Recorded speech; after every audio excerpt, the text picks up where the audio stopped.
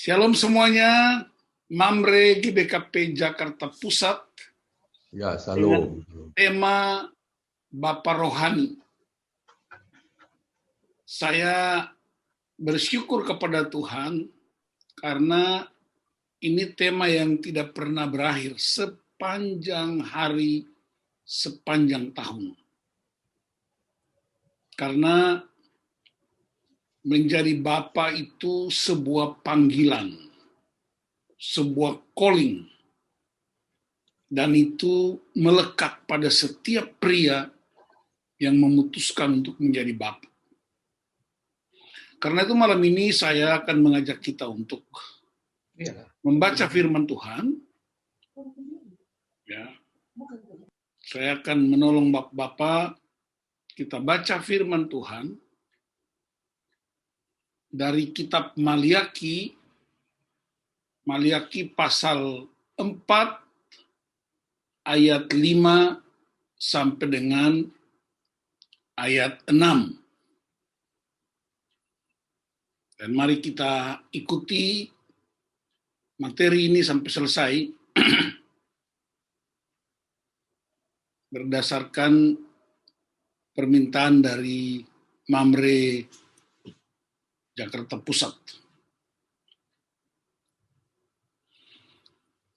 Maliaki 4 ayat 5-6 berkata, sesungguhnya aku akan mengutus Nabi Elia kepadamu menjelang datangnya hari Tuhan yang besar dan dahsyat itu. Maka ia akan membuat hati bapak-bapak berbalik kepada anak-anaknya, dan hati anak-anak kepada bapak-bapaknya, supaya jangan aku datang memukul bumi sehingga musnah. Ini ayat yang menutup seluruh kitab Perjanjian Lama. Bahasa Inggrisnya di ayat 6 itu agak mengerikan. And he shall turn the heart of the fathers to the children, and the heart of the children to their fathers. Perhatikan ayat bagian terakhir. Lest I come and smite the earth with a curse. Kalau bahasa Indonesianya, jika hati bapa tidak kembali kepada anak dan hati anak tidak kembali kepada bapa, maka Tuhan akan memukul bumi sehingga musnah. Bahasa Inggrisnya, dia akan memukul bumi dengan kutuk, atau kutuk akan masuk. Dengan perkataan lain, bapa adalah garansi utama sehingga kutuk tidak masuk. Ayat ini, Bapak, sesungguhnya adalah sebuah pernyataan yang sangat hebat. Oleh karena ada peristiwa yang dialami oleh Nabi Elia, itu sebabnya ayat ini mengatakan, aku mengutus Nabi Elia kepadamu. Elia adalah seorang pria, seorang bapa, yang ketika menyampaikan kebenaran Allah kepada Raja Ahab dan istrinya Isabel, dan dia berjuang untuk membunuh 850 Nabi Baal dan Nabi Asitoret. Dan saat itu juga dia mengalami ancaman serius, dan Nabi ini hampir bunuh diri. Karena dia mengalami ancaman yang serius. Tapi perlindungan Tuhan betapa sempurnanya buat dia. Jadi Bapak-bapak perhatikan ayat ini, dan ini gereja sering mengabaikannya. Kutuk-kutuk itu dalam berbagai bentuk. Saya kutip beberapa berdasarkan laporan-laporan di wfatherlife.org, di berbagai laporan-laporan yang tersebar tentang perkembangan-perkembangan yang kita hadapi. Ya, sesungguhnya dunia membutuhkan seorang bapak. Anak-anak yang orang tuanya dibunuh di berbagai peristiwa. Mereka tidak punya bapak secara fisik. Tapi kalau kita jujur, bahwa banyak anak-anak yang bapaknya ada, bapaknya masih hidup, tapi mereka tidak merasakan kehadiran bapaknya.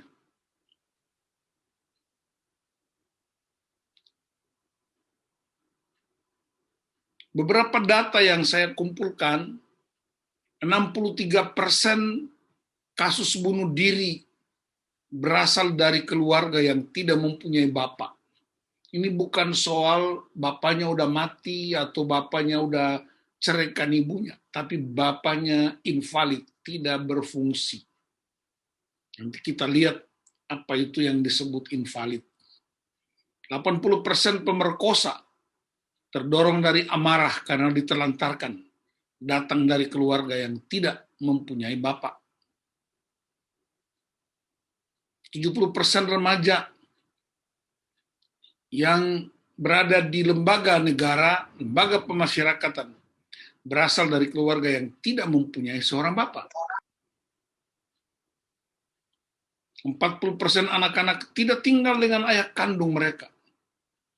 85% anak-anak dengan berbagai masalah datang dari keluarga yang tidak mempunyai bapak. 70% anak-anak putus sekolah berasal dari keluarga yang tidak mempunyai seorang bapak. Ya. Jadi Bapak, ini prinsip-prinsip Alkitab yang tidak bisa kita abaikan, dan itu sudah terjadi di mana-mana.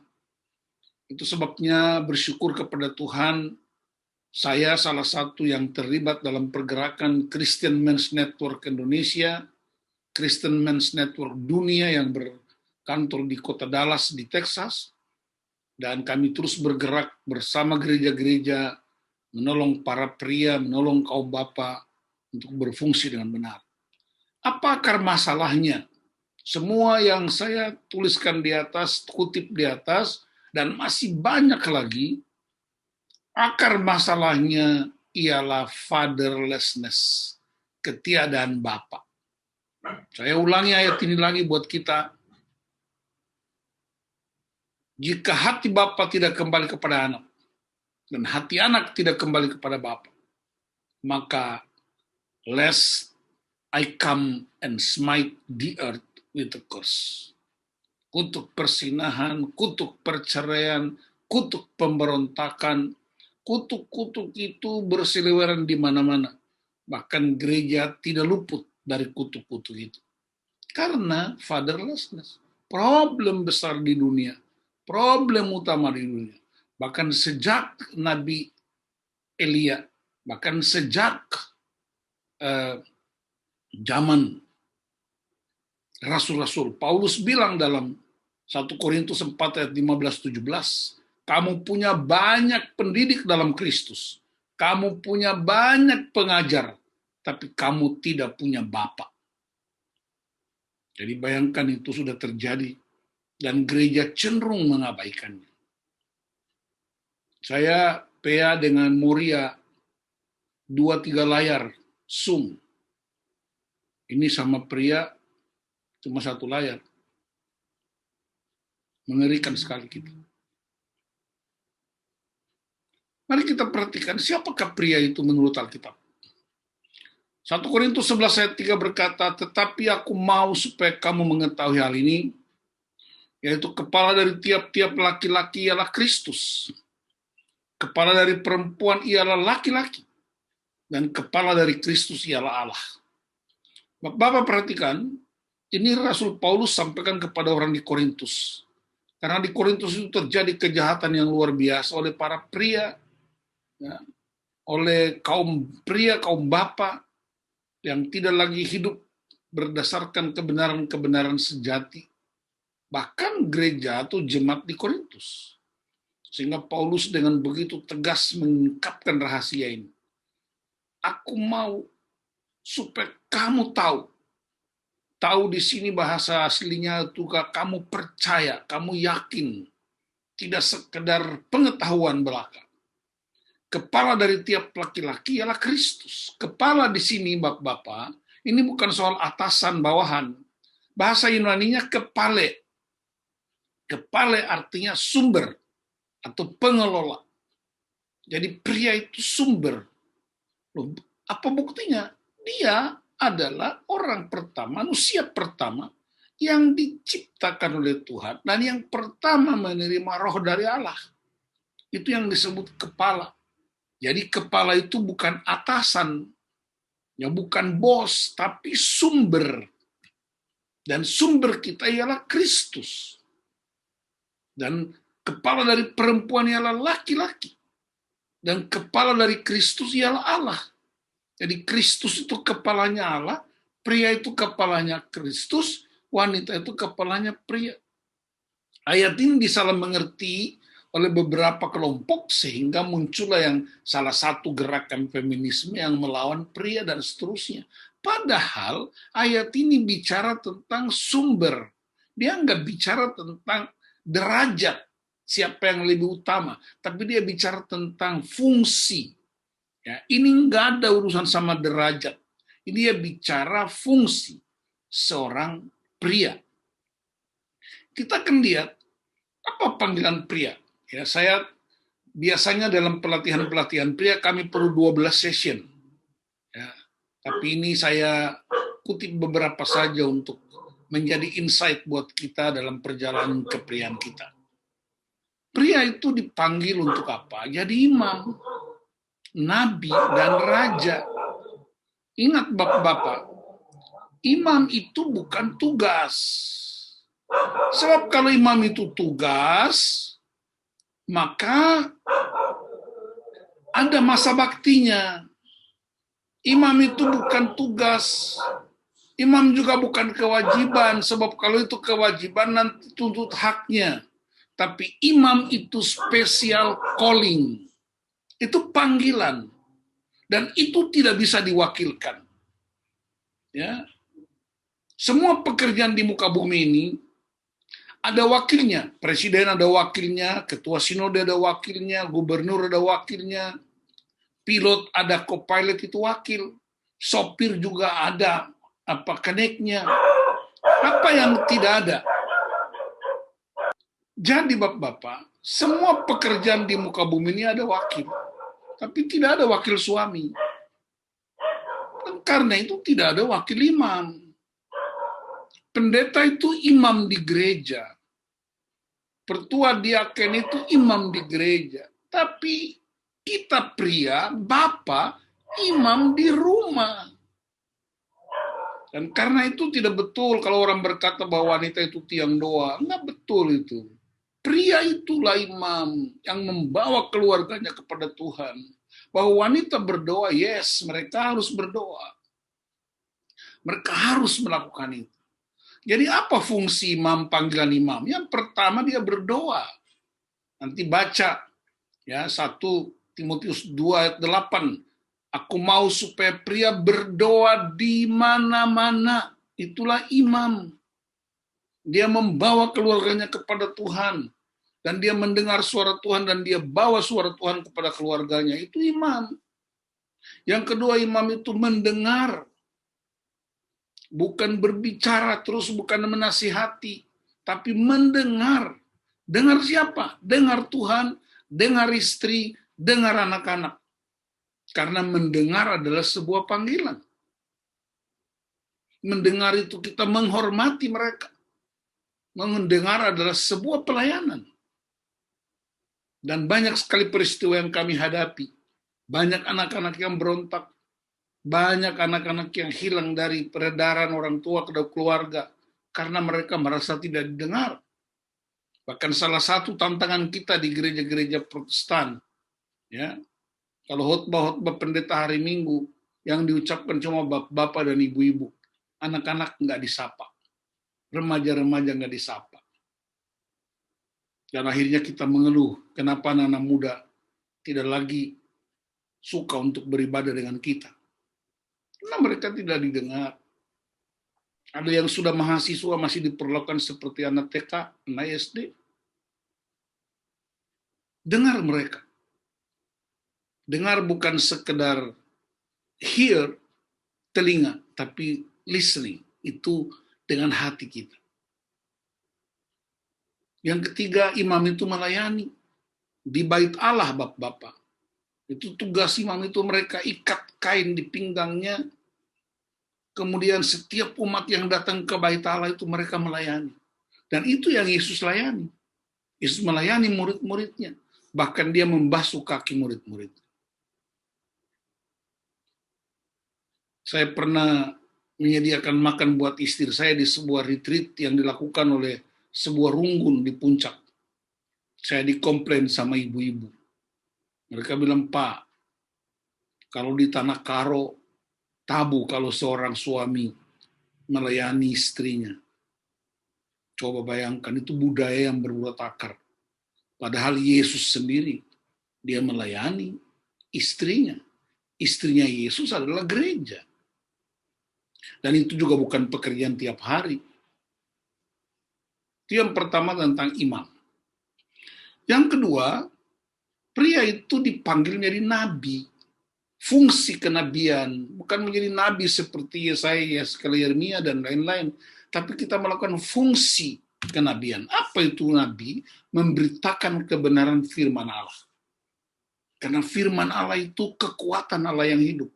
Firman Allah itu menghidupkan. Firman Allah itu menyelamatkan. Hanya dengan mengucapkan firman, terang jadi. Allah menciptakan segala sesuatu dengan firman. Dan perkataan pria itu kuasa firman Allah. Bukan mengucapkan kutuk. Bukan mengucapkan penghinaan, tapi mengucapkan kebenaran. Yang kedua, Nabi itu mengarahkan mereka kepada sumbernya. Yohanes Pembaptis ketika dia sedang membaptis dan orang-orang datang kepada dia untuk dibaptis, ketika Yesus muncul, dia merahkan mata orang semua kepada Yesus dan dia berkata, lihatlah anak domba yang datang menghapus dosa dunia. Kesuksesan seorang pria, keberhasilan seorang pria, bukan karena dia wariskan harta kekayaan, tapi dia sanggup mengarahkan anak-anaknya kepada Yesus Kristus Tuhan. Itu juga yang dilakukan Yosua, bukan? Ketika dia menantang umat Israel. Kamu boleh beribadah kepada Allah siapa saja, termasuk Allah orang Mesir. Tapi aku dan seisi rumahku hanya beribadah kepada Tuhan. Itulah seorang nabi yang mengarahkan keluarganya kepada sumber yang benar. Bukan pada dirinya, tapi pada sumber Tuhan Yesus Kristus. Yang ketiga tugas nabi ialah menegur dan mengingatkan dosa adalah dosa. Kadang-kadang kita nggak bisa bedakan mana dosa dan masalah. Saya mau ingatkan Bapak-Bapak, dosa itu beda dengan masalah. Masalah banyak jalan keluar. Tidak punya uang, banyak jalan keluarnya. Bisa kita jual mobil, jual motor, kita gade cincin emas, semua ada jalan keluar. Itu kalau masalah. Tapi dosa itu hanya satu jalan keluar, yaitu bertobat. Dan ketika kita seringkali mencampur adukan dosa dan masalah, akhirnya orang anggap biasa saja. Ya. Orang bersinah kita bilang itu masalah dia. Ya, orang cerai kita bilang itu masalah dia. Itu bukan masalah, men. Itu dosa. Yang berikutnya, pria dipanggil menjadi raja atau pemimpin. Jangan salah mengerti raja sebagai kekuasaan, tapi dia memimpin keluarganya. Apa tugas pemimpin? Mengambil keputusan. Kita mengambil keputusan. Kadang-kadang ada pria yang suruh istrinya ambil keputusan. Tapi ketika keputusannya salah, dia marah-marah. Anak-anaknya minta pendapat bapaknya bilang, tanya mama aja. Tanya mama saja. Begitu ada yang salah, dia marah-marah. Padahal dia yang serahkan keputusan itu.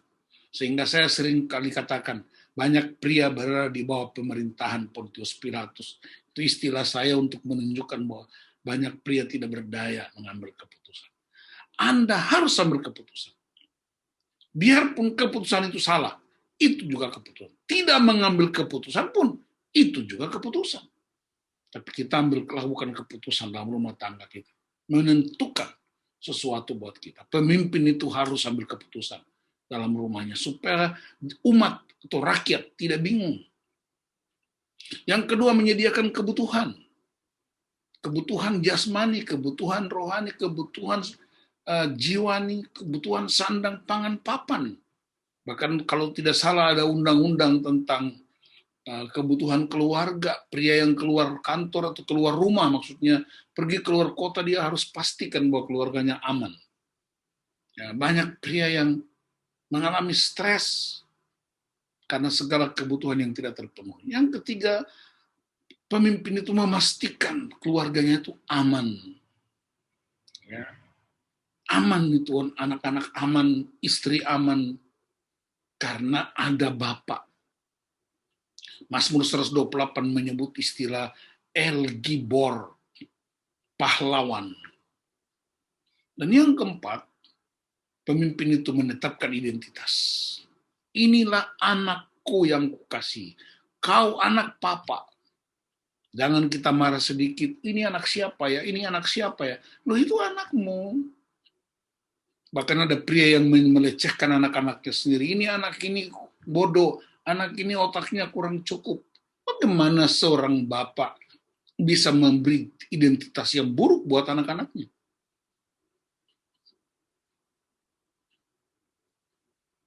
Siapakah pria atau bapak itu? Menjadi ayah, menjadi bapak, dasarnya ialah gambar Allah, karakter Allah.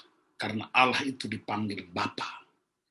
Kita seolah-olah, dengan perkataan lain, kita adalah representasi Bapa Sorgawi di bumi. Dan itu sebuah kehormatan, sebuah kemuliaan yang hebat. Banyak orang yang tidak suka berdoa, Bapa kami di sorga. Kenapa? Kata Bapa itu sangat menyakitkan mereka. Mereka langsung berdoa, ya Yesus Kristus, ya Roh Kudus. Ketika menyebut Bapa jadi soal. Karena Bapa itu, kata Bapa itu pernah melukai mereka.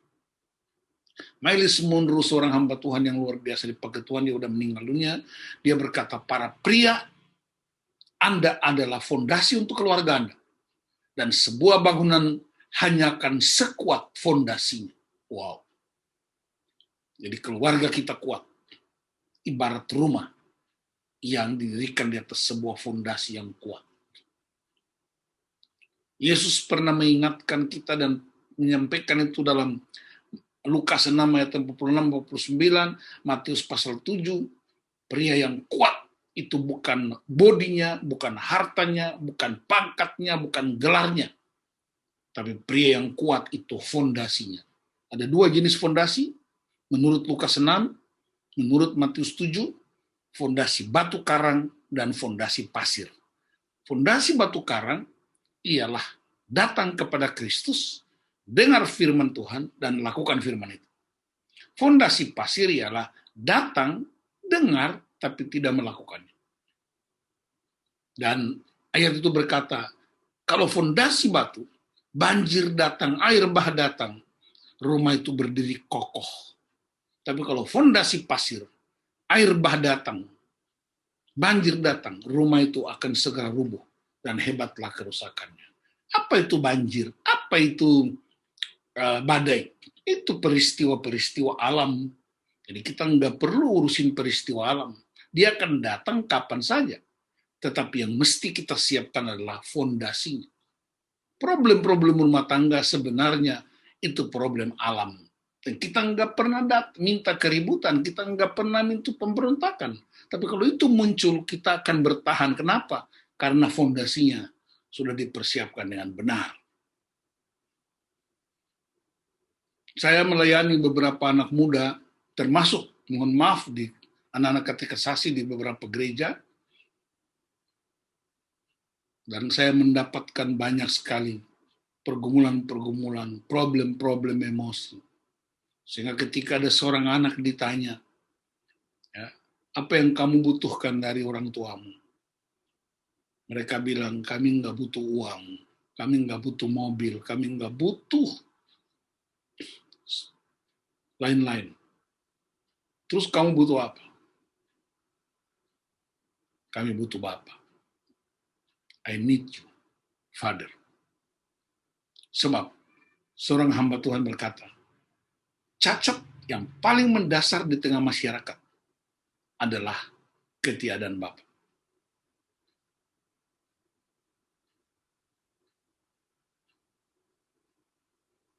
Saya tutup dengan ayat ini. Matius 3 ayat 17. Ini peristiwa di Sungai Yordan. Dan ingat kalau baca Alkitab baik-baik, siapakah Nabi Elia itu? Dalam perjanjian baru, Elia adalah Yohanes Pembaptis. Dia datang dengan roh Elia untuk mengembalikan hati bapa kepada anak, hati anak kepada bapa. Karena itu perjanjian lama menceritakan bapa-bapa gagal. Dan karena itu Yesus harus datang, bukan sebagai seorang bapa. Dia datang sebagai seorang anak, seorang bayi. Supaya kita belajar dari seorang anak yang taat kepada bapanya.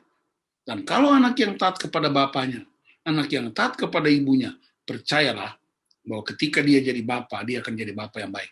Itu sebabnya ketika Yesus menjadi seorang anak, dia setia kepada Bapa surgawi, dia juga setia kepada Bapa di dunia.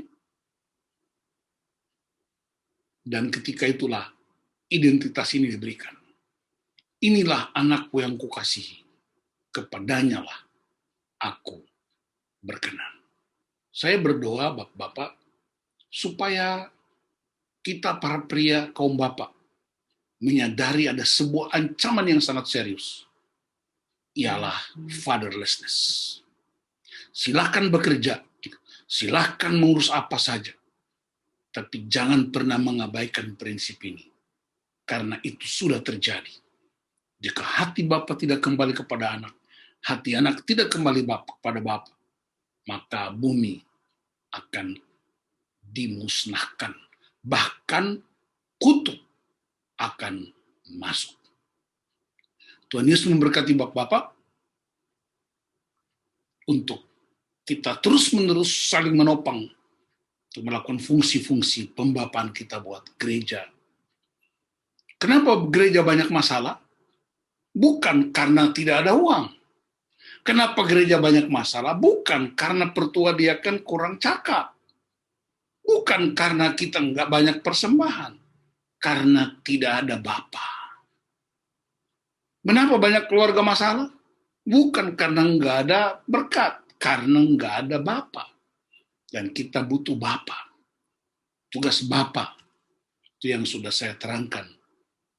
Dan saya berdoa supaya kita benar-benar jadi Bapa buat anak-anak kita. Saya berdiskusi dengan banyak keluarga, anak-anak muda, dan saya punya kesimpulan, banyak orang tua sudah berubah statusnya. Dia jadi polisi, jadi jaksa, jadi hakim di rumah. Anak pulang kita selidiki, pulang dari mana.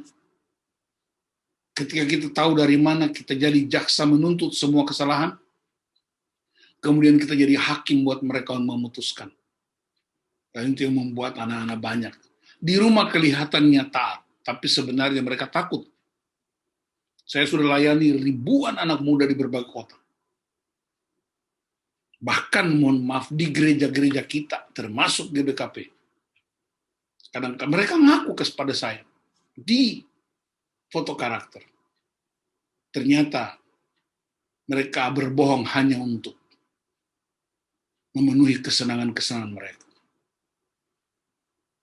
Dan saya berdoa supaya pertemuan malam ini jadi insight yang baru. Meneguhkan kembali, menegur kita, mengingatkan kita. Supaya kita melakukan fungsi sebagai seorang Bapa. Tuhan Yesus memberkati Bapak-bapak, dan saya rindu ajak kita untuk berdoa untuk firman Tuhan sebelum kita akan sharing bersama. Mari kita berdoa. Bapak terima kasih, hamba-Mu terbatas, firman-Mu meneguhkan kami para pria sebagai Bapak, supaya Maliaki 4 ayat 5-6 tidak terjadi lagi.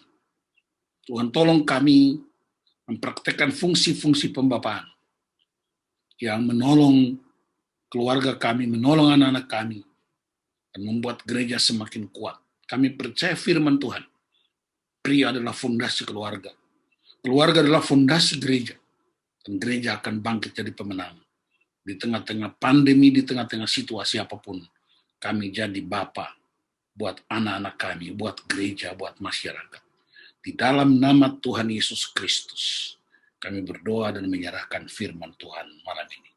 Haleluya. Amin.